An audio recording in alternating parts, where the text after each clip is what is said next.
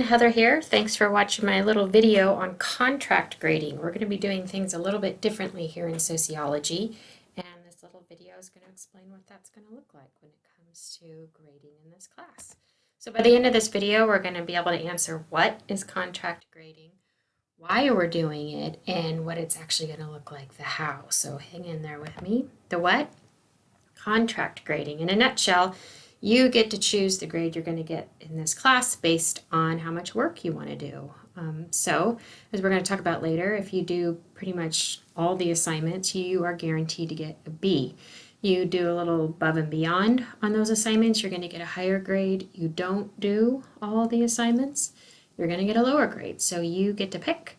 And you're going to get feedback on your assignments, but I'm not going to quote grade your assignments. So we're going to talk about that. But the big takeaway here is you get to decide what grade you're going to get. So why contract grading? I think this is important, so we're going to spend a little bit of time on this. But we're going to talk about it reduces grading bias, just like everybody else. Instructors like myself have unconscious bias that can play a role in the grades we give.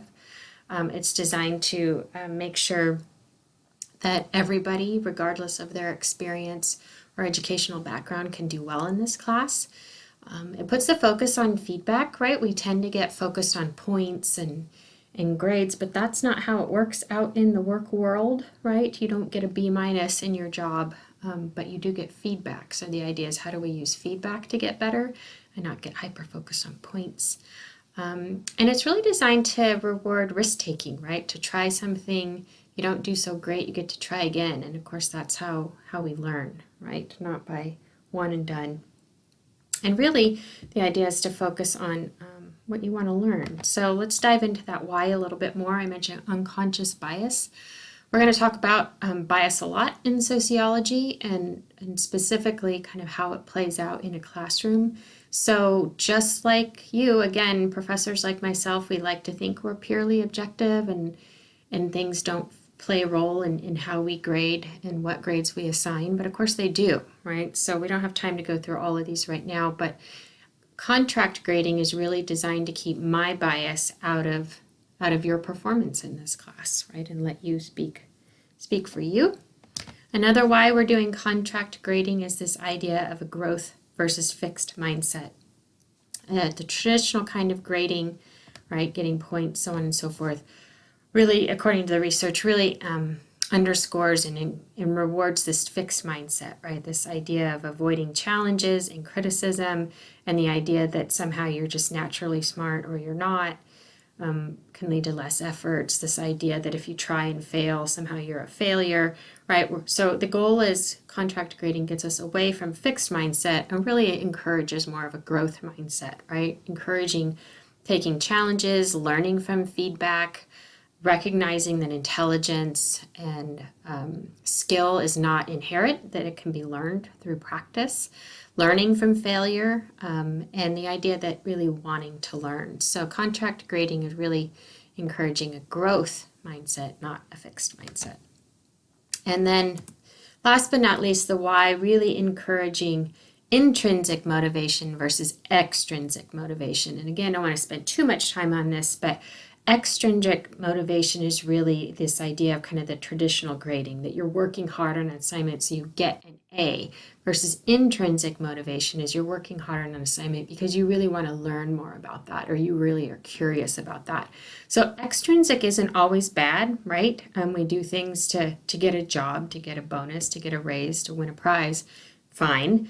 But we're really going to be encouraging on intrinsic, right? What can we do in this class to encourage curiosity and enjoyment and passion and self-expression and self-exploration, right? So contract grading, according to the research, really encourages intrinsic versus strictly intrinsic. So those are the whys. We can talk about them more.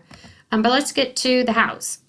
So basically, as you'll see in the course, we have two types of assignments: participation assignments and reflection assignments. So as we talked about earlier, if you miss two or fewer assignments, miss two or fewer participation assignments or three or fewer reflection assignments, you're guaranteed a B in the class, right? And as I'm going through those, if you've kind of gone above and beyond, you can possibly get an A on those assignments, right? But ultimately is if you miss 2 or fewer, 3 or fewer, you're guaranteed a B. And then, of course, the more you miss, the more likelihood you do less than a B. So you'll see, right, your grade is really, if you decide, you know what, Heather, I'm busy, I don't have a whole lot of time, I'm gonna go for that B, or I'm gonna go for that C. That's up to you. So we'll talk about that more, but that's essentially contract grading, right? This is the deal, and the idea is provide opportunities for curiosity and learning in your space and time. So how do you get an A? So again, you're guaranteed a B if you kind of meet those thresholds. How do you get an A? The completion of the requirements demonstrates exemplary effort and a marked attempt to build skills. So every assignment's going to come with a rubric. And if I'm looking it over and like, wow, they really went above and beyond, or they redid this and it's markedly better than the first try, or wow, they've come a long way from, assignment 2 and it's really demonstrating on assignment 6, that could be bumped up to an A. So all assignments are going to get feedback. You're not going to get a grade, you're not going to get points, but you are going to get feedback. So the idea is that you look at the feedback and learn from that, both on that assignment and future assignments. And again, the so what, why are we doing this? It really decreases grade anxiety. I don't know about you, but I've never gotten a C, a D, or an F and felt really good about myself. And it can kind of spiral into somehow you're not smart enough or good enough for the class, and that's not what we're looking for. And then, not giving grades keeps us from focusing on points and that extrinsic motivation, and really focuses on the feedback and how that can help you improve over time.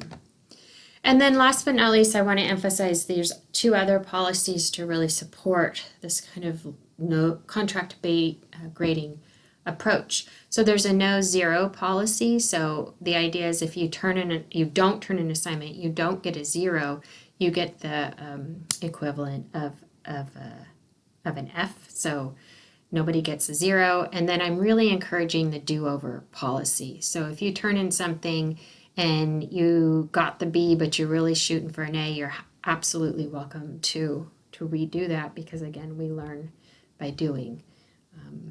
And I hope that this works better for you. I'm really excited to explore it with you. And of course, if you have any questions, let me know. All right, take care.